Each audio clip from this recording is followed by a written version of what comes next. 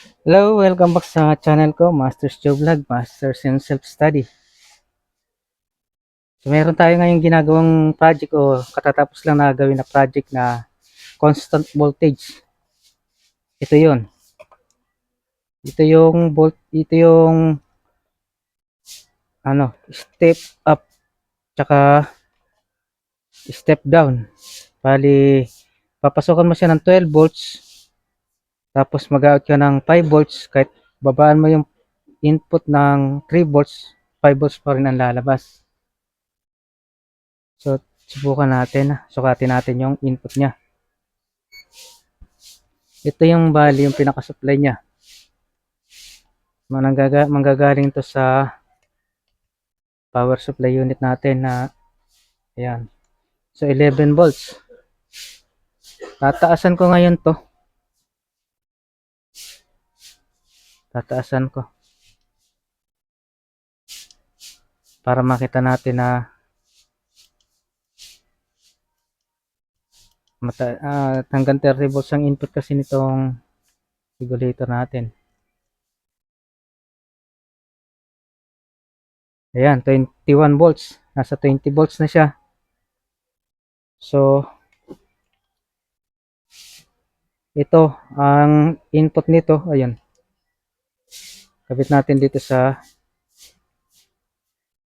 ito, ground. Ito, positive yung positive niya. Ayun. Bali, ito yung input niya. Ito, input voltage. Tapos yung output voltage natin, sukatin natin na. Okay. Ito ang output voltage niya. Sa 12 volts lang. So, yan o. Ngayon, pwede kong babaan uli ito. Yung voltage natin na bababaan ko. Lagay natin sa 5 volts. Input niya is 5 volts.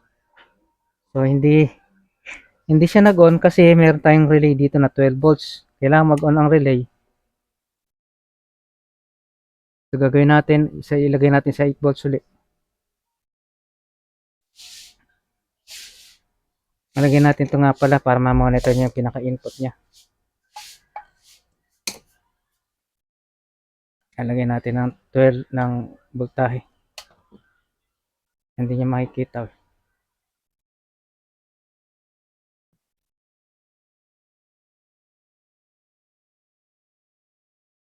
So, ayan, 5 volts.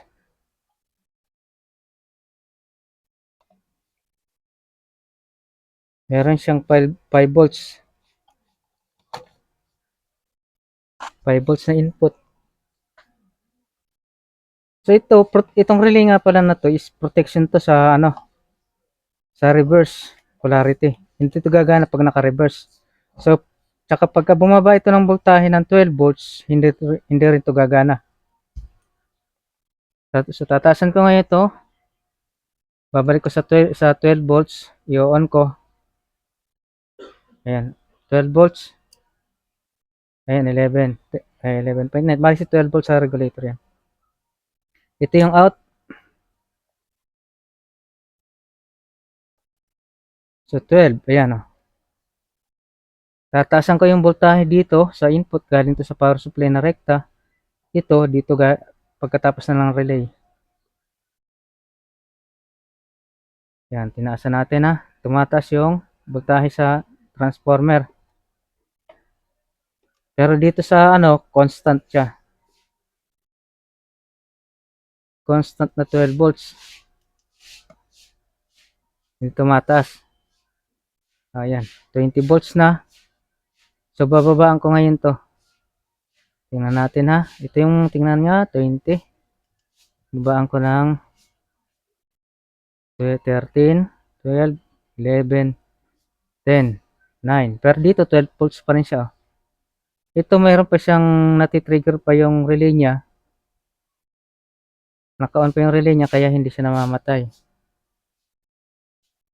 Pag sumobra na doon sa relay voltage na kailangan, sa voltage, ayan, 5.95 per 12 volts pa rin ang output. Yan o.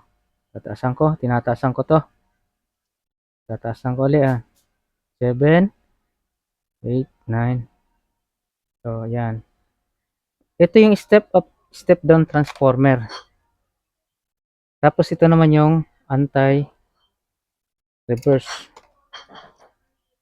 So, ayan, kakabit ko ng pabaliktad yung supply.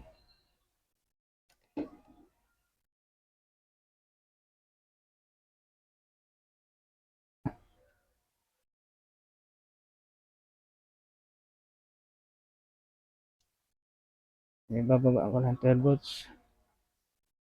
Yan. Baliktad na. Ito yung naka-normal. Pag binaliktad natin, hindi masisira yung piyesa.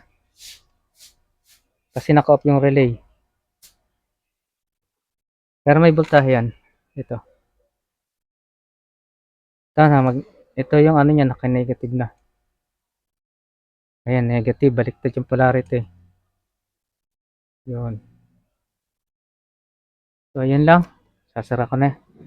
Yung link, bibig ko sa description yung nabibilihan ko nito.